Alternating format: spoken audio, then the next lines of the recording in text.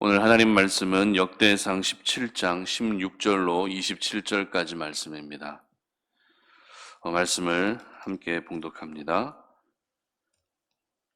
다윗 왕이 여호와 앞에 들어가 앉아서 이르되 여호와 하나님이여 나는 누구이오며 내 집은 무엇이기에 나에게 이에 이르게 하셨나이까. 하나님이여 주께서 이것을 오히려 작게 여기시고 또 종의 집에 대하여 먼 장래까지 말씀하셨사오니 여호와 하나님이여 나를 존귀한 자들 같이 여기셨나이다. 주께서 주의 종에게 베푸신 영예에 대하여 이 다윗이 다시 주께 무슨 말을 하오리이까. 주께서는 주의 종을 아시나이다. 여호와여 주께서 주의 종을 위하여 주의 뜻대로 이 모든 큰 일을 행하사 이 모든 큰 일을 알게 하셨나이다. 여호와여 우리 귀로 들은 대로는 주와 같은 이가 없고 주 외에는 하나님이 없나이다. 땅의 어느 한 나라가 주의 백성 이스라엘과 같으리이까. 하나님이 자기 백성을 구속하시려고 나가사 크고 두려운 일로 말미암아 이름을 얻으시고 애굽에서 구속하신 자기 백성 앞에서 모든 민족을 쫓아내셨사오며 주께서 주의 백성 이스라엘을 영원히 주의 백성으로 삼으셨사오니 여호와여 주께서 그들의 하나님이 되셨나이다. 여호와여 이제 주의 종과 그의 집에 대하여 말씀하신 것을 영원히 견고하게 하시며 말씀하신 대로 행하사 견고하게 하시고 사람에게 영원히 주의 이름을 높여 이르기를 만군의 여호와는 이스라엘의 하나님 곧 이스라엘에게 하나님이시라 하게 하시며 주의 종 다윗의 왕조가 주 앞에서 견고히 서게 하옵소서. 나의 하나님이여 주께서 종을 위하여 왕조를 세우실 것을 이미 듣게 하셨으므로 주의 종이 주 앞에서 이 기도로 간구할 마음이 생겼나이다. 여호와여 오직 주는 하나님이시라. 주께서 이 좋은 것으로 주의 종에게 허락하시고 이제 주께서 종의 왕조의 복을 주사 주 앞에 영원히 두시기를 기뻐하시나이다. 여호와여 주께서 복을 주셨사오니 이 복을 영원히 누리리이다 하니라. 아멘. 하나님께 다녀가지 말고 하나님께 머무르라 라는 제목으로 말씀 전합니다. 다녀간다는 말과 머무른다는 말의 차이는 분명히 있습니다. 이 다녀간다는 말은 방문을 목적으로 사용되는 표현이죠. 그래서 방문이 끝나면 다시 원래의 자리로 돌아간다라고 하는 그런 의미를 가지고 있습니다. 반면에 머무른다라는 것은 거주한다는 목적으로 사용되는 표현입니다. 다시 돌아오는 것이 아니라 계속 산다는 의미를 가지고 있는 것이죠. 그렇기 때문에 우리가 이 땅을 살아갈 때 분명 다녀가야 할 곳이 있는 반면에 머물러야 하는 곳이 있기 마련입니다. 예를 들어 학교에 학생이 갔을 때 그 학교에 다녀가는 것이 맞을까요? 아니면 학교에 머무르는 것이 맞을까요? 당연히 학교는 다녀가는 곳이 되어야 합니다. 만약 다녀가야 할 학교에 머무르게 된다면 학교 입장에서는 굉장히 난처하고 곤란한 상황에 처하게 될 수밖에 없겠죠. 그렇다면 집은 어떨까요? 집은 다녀가는 곳이 되어야 할까요? 아니면 머무르는 곳이 되어야 할까요? 집은 머무르는 곳이 되어야 됩니다. 만약 집이 다녀가는 곳이 된다면 그 집에서는 가족의 따뜻한 정을 느끼기가 어려울 것입니다. 그러면 한 가지만 더 여러분들에게 질문합니다.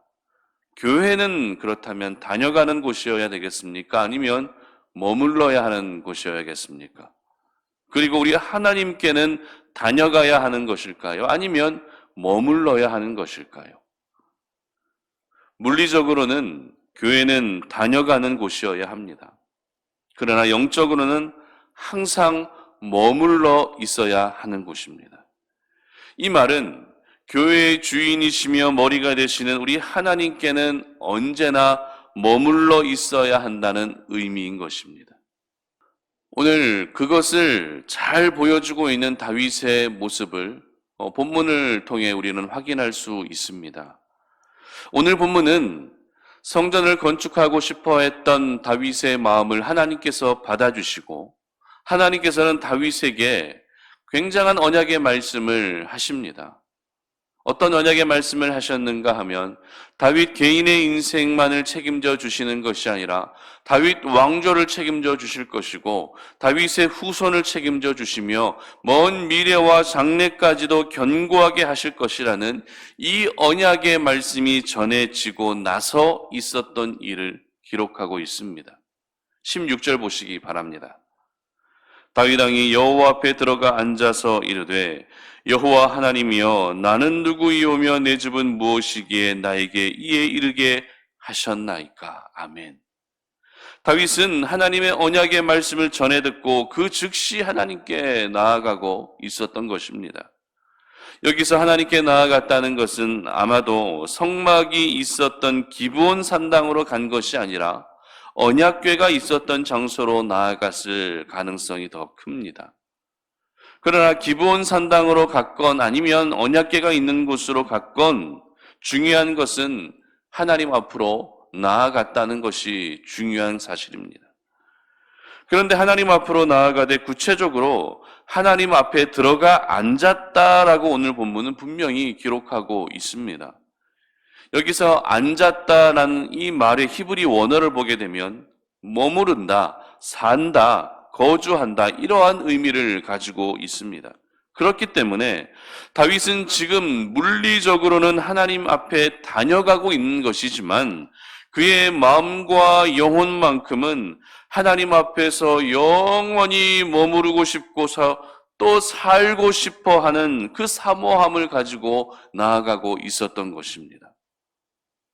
그런데 이와 같은 다윗의 모습은 오늘만 그랬던 것이 결코 아닙니다. 다윗이 평생의 삶을 사는 동안에 한순간도 변하지 않았던 생각이 바로 하나님 곁에 살고 싶고 하나님 곁에 머무르고 싶어 하는 그 마음이었습니다. 시편 23편 6절은 다윗의 이와 같은 마음을 잘 보여주고 있는 그런 본문인데요. 우리가 잘 알고 있는 말씀입니다. 제가 읽어드립니다. 내 평생에 선하심과 인자하심이 반드시 나를 따르리니 내가 여호와의 집에 영원히 살리로다. 아멘. 이처럼 다윗은 하나님께 다녀가는 인생을 산 것이 아니라 머무르는 인생을 살고 있었던 것입니다.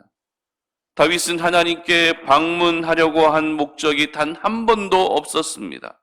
하나님께 나아갈 때마다 나는 하나님 곁에 영원히 머물러야 되겠다라고 하는 그 선한 목적을 가지고 날마다 주님 앞으로 나아갔던 것입니다. 그렇다면 다윗은 구체적으로 무엇을 하며 하나님 곁에 머물고자 했던 것일까요? 도대체 하나님 곁에 머무르는 것이란 무엇을 의미하는 것일까요? 단지 그 마음과 생각이 24시간 그리고 365일 하나님을 생각하고 있으면 그것을 하나님 곁에 머무르는 것이다라고 이야기할 수 있을까요?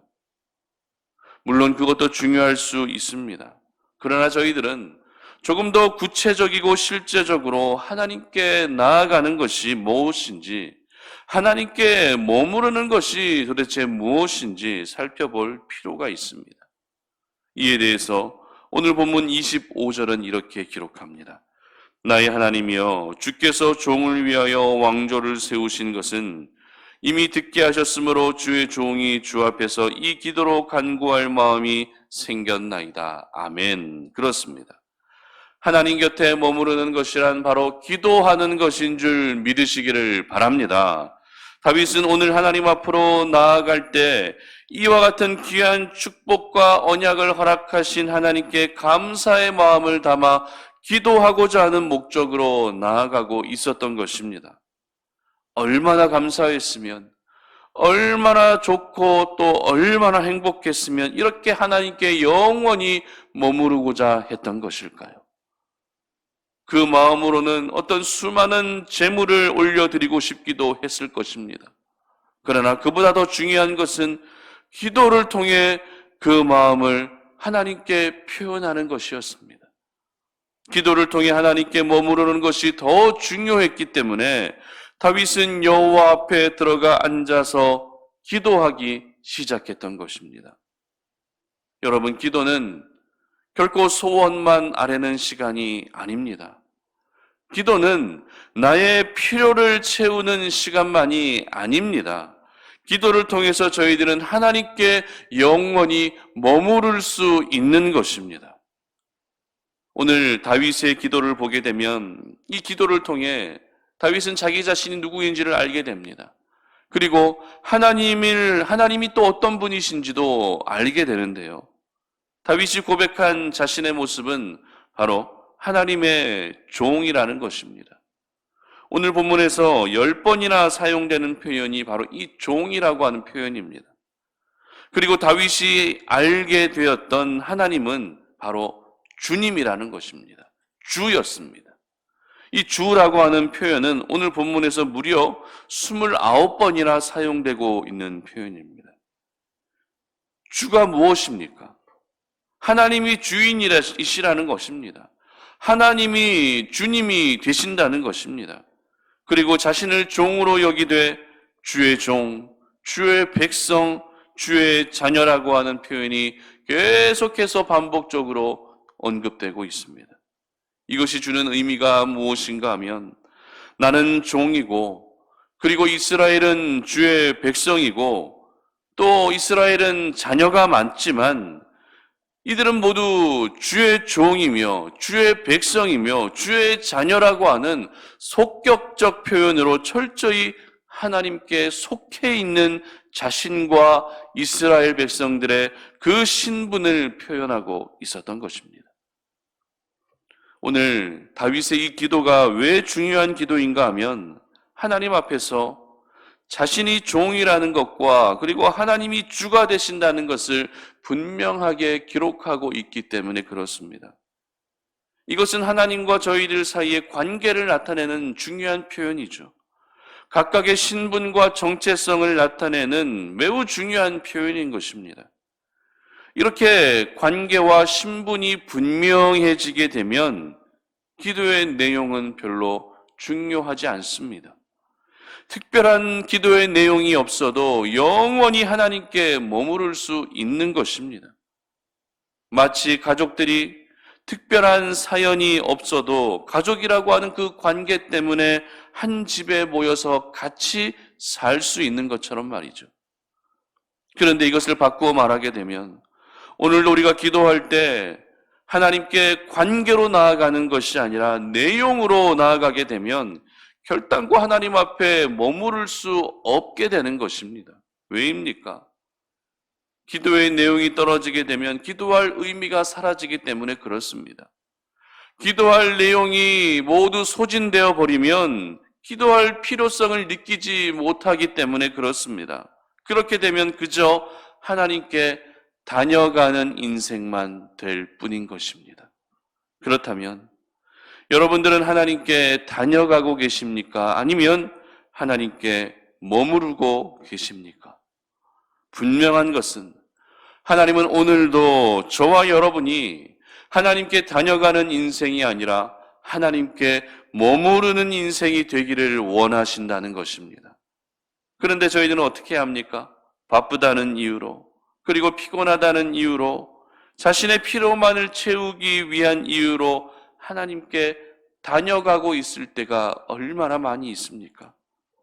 다녀간다는 것은 다시 내가 살던 삶의 자리로, 내가 있던 세상의 자리로 다시 돌아온다는 그런 의미인 것이죠. 그렇게 다녀가는 모습으로는 하나님에 대한 이해가 부족할 수밖에 없습니다. 신앙생활은 하고 있지만 신앙생활의 진짜 맛을 느끼지 못하고 성전 마당만 밟고 돌아가는 격의 모습으로만 살게 되는 것입니다. 그러므로 더 이상 하나님께 다녀가지 마시고 이제는 하나님께 영원히 머무를 수 있기를 바랍니다. 기도를 통해 내 마음과 생각이 하나님께 머무르게 되면 지금 내가 겪고 있는 인생의 여러 문제들까지도 우리 하나님께서는 모두 해결해 주실 것입니다. 그러므로 내 힘으로 어떤 문제를 해결하기 위해 하나님께 머무르는 시간을 줄여갈 것이 아니라 오히려 문제 해결은 하나님께 맡기시고 오히려 하나님께 머무르는 시간을 더 늘려갈 수 있기를 바랍니다.